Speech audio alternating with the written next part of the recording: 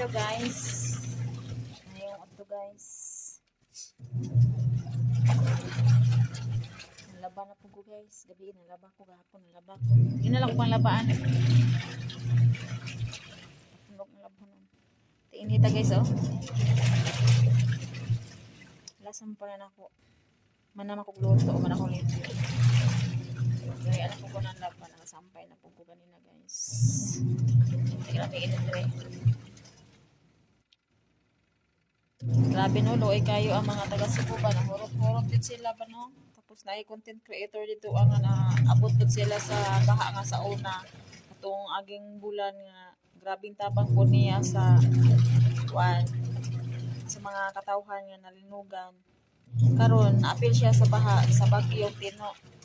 Tapos karon nagpost siya gahapon. O gahapon siya agabi diri hapon diri gabi diha sa Pinas ang iyahang post. Nakita na ko na gabi. Tapos karon grabe na ang pangbasa iyaha. Tapos kato iyahang ipatabangan sa una. Basher na niya karon.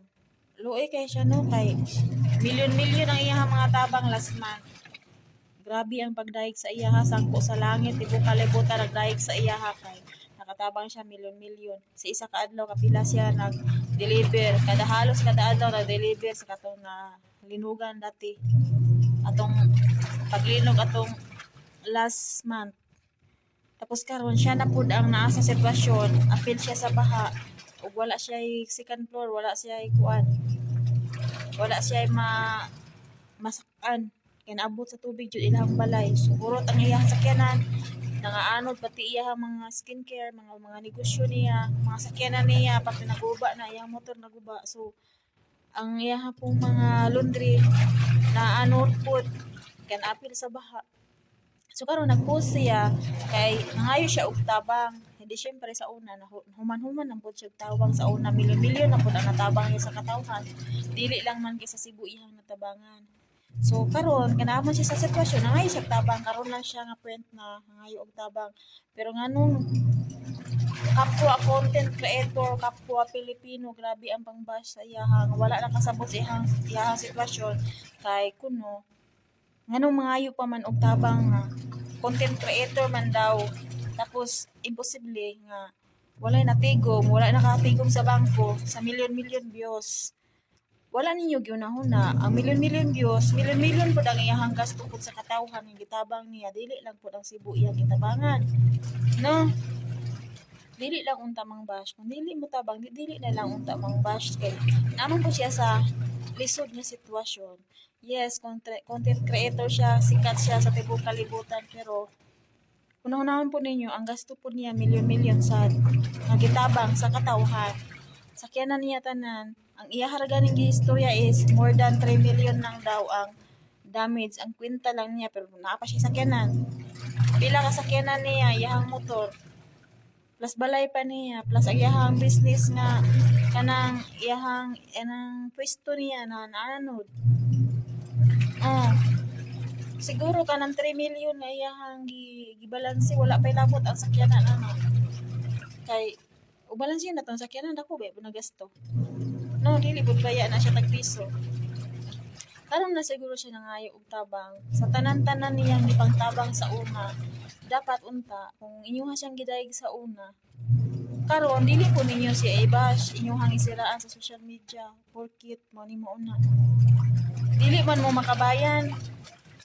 No, kini ako wala man ko nagkampi. Nakita ra man pud nako nga sa unang banggod nga panahon, ako nagsubaybay man ko tagsara kay ko nag-comment, pero sa unang panahon manggod nga wala pa siya naapektuhan sa mga salanta, sa Bagyo, Leyno, wala pa siya apektado. Anytime wala siya daghang istorya, nitabang man siya sa katawhan. Milyon-milyon man siya tapos naggasto siya ng sarili na niyang bulsa. No, kamo man gani nga nang leksyon man gani mo sa mga katawhan, nagpuspos pud mo kanang leksyon pud mo kay itabang pud dito dili sarili ninyong bulsa. Nang leksyon mo para itabang ninyo dili inyong kwarta, walay nagsigig bash ninyo. Pero katong tawo nga nasalantaan nga halos puro tanan, grabe mo na makapanira sa iyaha. Dili pud kit content creator, dili na lang pud tabangan di ay. Grabe na nakapaang unfair tayo, no, napaka-unfair talaga ang kuano ka ng mga Pilipino, kapwa Pilipino, kapwa content creator, imuhang siraan, di ba? Imbis ka magtinabangay, inyuhan na nung i-down, imbis kay down na gani siya, hurot na tanan og ka-down sa iyang mga negosyo, balay, sakyanan. Tapos inyuha pang natruma na gani ang tao, natruma na. Wala na gani siya nagkakuan gani unsa-unsaon na niya pagbangon og balik. Tapos inyuha pang gidagdagan sa depression, natruma ng tao, gidagdagan pa ninyo og pang-bash. Di ba? Unfair. Wala lang mo sa ilahang sitwasyon, mo na nakaingon ana mo. Unsa na lang kahaog sa inyuha na. Pagampo lang gyud mo nga forever mo nga dili mo maagian og bagyo, dili mo maagian og linog or unsa pa diha ang maagian sa inyong tsunami. No, ako ba? Mao mo bitaw ako bitaw no katong mga last nga mga kusog kayong ulan, perminti ang ulan, gikan og Ugos hangtod October. Ako nga anak dito nabahaan pero wala jud ko nagsaba. Wala akong nag-post sa social media nga mao na nahitabo sa akong mga anak dito nabahaan sila. Ako ang gi-flame, ako ang gitago sa akong kaugalingon kay dili ko gusto magpangayo-pangayo sa mga tao. Ano man, magpakaulaw ko pangayo sa mga tao tapos siraan ko pag kumadili. Ako ba kanang bitaw sa kanangalan bitaw nga motabang ta. Nagian man ako na good. Mo nang karon bitaw na memory ako kay kanang man kung tao nga content creator nga mag-asawa nga nag-post sa social media ka na ngayon og tabang. Grabe man gud ang tabang nila sa mga katawhan sila, wala pa na sila taan, wala pa sila ana nga sitwasyon, wala pa sila naapil sa bagyo. Grabe sila ning tabang anytime. Naa sila dito nagbuntag sila dito pag tinabangay na sa Cebu paglinog. Tapos karon lang siya nga time na ngayo og tabang kay naapil sila. Grabe na ang panira sa buong mundo na ang nanira sa iyaha. No, ako ba na ma-feel na ko siya ba kay agi man ko na ko ng tabang-tabang pag kumasiraan bitaw sa kitabangan. Agi man ko na ko na. Munang ako ba na murag kumot ko akong dughang nga nagtan-aw. Dili lalim baya magtabang ta tapos ikaw na manginahanglan, wala na motabang sa imuha. So ibig sabihin dai kung motabang di ka, pag ikaw na ang kinahanglan, dili day ka deserve nga tabangan. Yun ana dai na. Dili ka deserve tabangan pag ikaw na ang nasa sitwasyon. Kailangan tabang lang jud ka nga tabang. Mo ni buta sabot ninyo.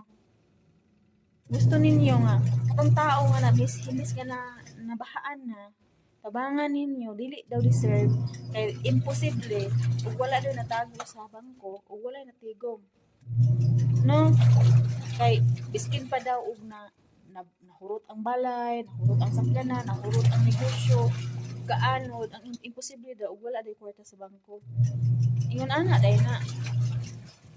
No, wala lang mo sa inyong sitwasyon. Pag ampo mo, nga dili mo makaagi ito yung ana ang sitwasyon. Kaya akong pamilya, nakaagi na gyud ang namin. Kana nabahaan bitaw, nisulod na ang tubig sa balay. Kung mga anak, naagi na anak, pero nagkilom ko. Wala ko nagpangayo ni bisan kinsa. Ako ang sarili na kong kwarta, ako ang ipanghatag sa ilaha. Gisuporta sa ilaha para makabangon. No, ingon ana day. Ug ako pa ana ang sitwasyon. Ug ingon mao din na ana da inyong mindset di ay pag panahon day sa sitwasyon niya. Ako na ang manginahanglan, dili day ko tabangan, di ay kailangan day ko nga i-bash, siraan sa social media kay dili ko deserve tabangan kay na ako'y kwarta. Imposible kay content creator ko. Kasunod dili na jud ko mutabang. Ug sa ako alam. No. Dili pud na pwede man ana inyong siraan kay natruma na ang tao.